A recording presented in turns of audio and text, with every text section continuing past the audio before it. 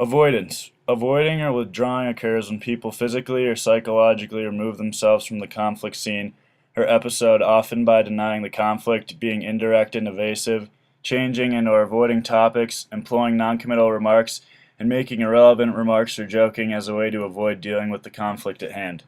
What's wrong, Sarah? You seem kind of upset lately.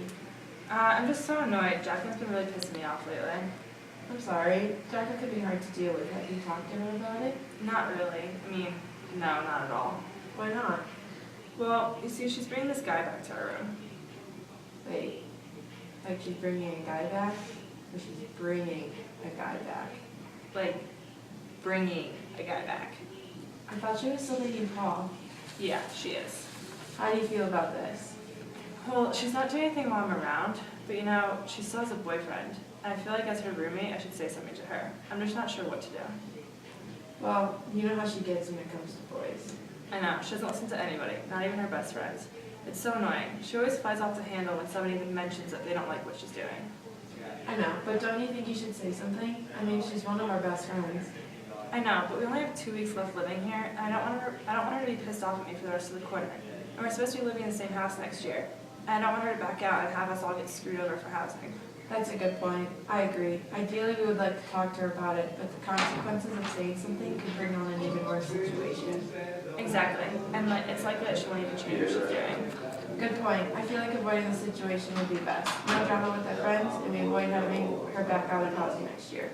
Plus, if things go south in her love life, which they inevitably will, we'll be there for her. That's much better than things going wrong and her having no one to talk to, because she already... In this situation, avoidance was used to solve a conflict. In this situation, avoidance was deemed an acceptable way to solve the conflict between other methods that could have been a catalyst for a larger conflict.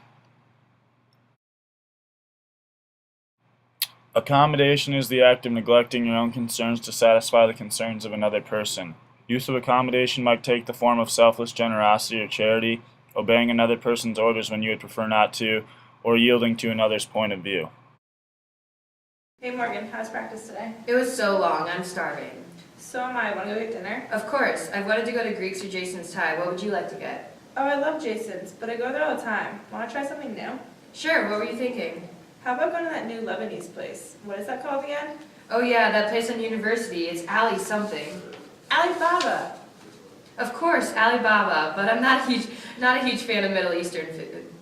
But I really wanted to go there. I guess I could just go another time. You know what? Let's go anyways. I'm super hungry. In this scene, we saw an accommodation style of mitigating a conflict.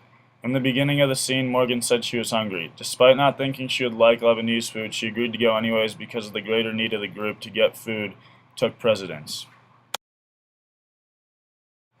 Competition. People who take the competing approach are resolute in what they believe and want.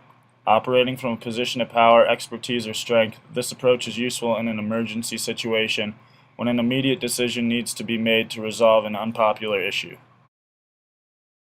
Hey Casey, have you thought about who you're going to vote for class president? I have. I think Peter's a really good candidate. I'll most likely vote for him. Peter? Really? John is a much better choice. I like John, but I don't think he has the personality to get anything done. But Peter doesn't really stand for any concrete values. We have to turn in our ballot soon, and I just can't decide. Well, everyone likes John, and if the rest of the student officers like him, then they will just go along with whatever he wants to do. I mean, that's kind of right. Being likable does go a long way. Plus, John has so many great ideas for his school. He truly represents what it means to be a pioneer. I mean, what more can you ask for? An upstanding guy with great ideas that is so likable? Peter is just rude and tries to overpower people to get what he wants. I don't know. I just feel like Peter's a better candidate than John. Did you not hear what I just said about John? I did, but I just don't agree. I think Peter's a better candidate. I'm probably going to vote for him. Whatever. Agree to disagree. In this situation, Morgan had a strong view on who to choose for class president. The conversation only pointed out positives about her candidate and negatives about the other. Certainly both candidates have pros and cons, but when a quick decision must be made, or one person feels very strongly about something, this style of conflict resolution works quite well. Collaboration. Collaboration is the act of working together for a solution that suits everyone's needs best. Collaboration works best when you have time for a back and forth between group members. Sarah, we really need to get this group paper written. When's a good time for you to meet? Oh crap, that's too soon, isn't it? I'm super busy this week and I can't really do anything today. I'm only free after 8 p.m. tomorrow. Ah, really? I have practice from 6 until 10 tomorrow. Shoot, do you know what Morgan's schedule looks like? I think she's pretty busy as well. She mentioned something about going on a date tomorrow night, and I know she has class until 4. On a date? With who? I think Justin.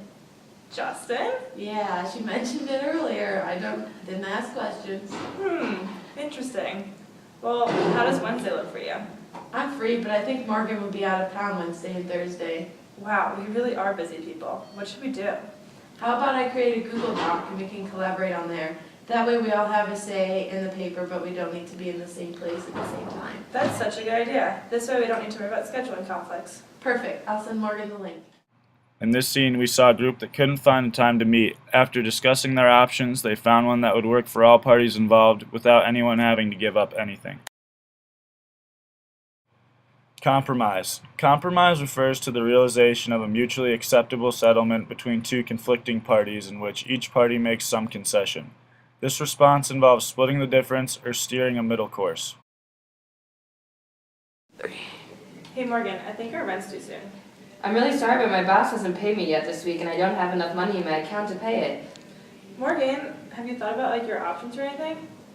I'll have the money soon, but the rent's due today, and if I pay late, then we're both going to be evicted. Well, what do you want to do about it? Well, maybe you should spot me some money until I get paid. That's a lot of me to ask. It's not like I have a ton of money just sitting around. I know. How about this though? If you spot me money, I'll do all the cooking and cleaning in the house for the next month. I mean, I guess you have a deal. You know I hate cooking and cleaning. Just make sure you pay me as soon as you can.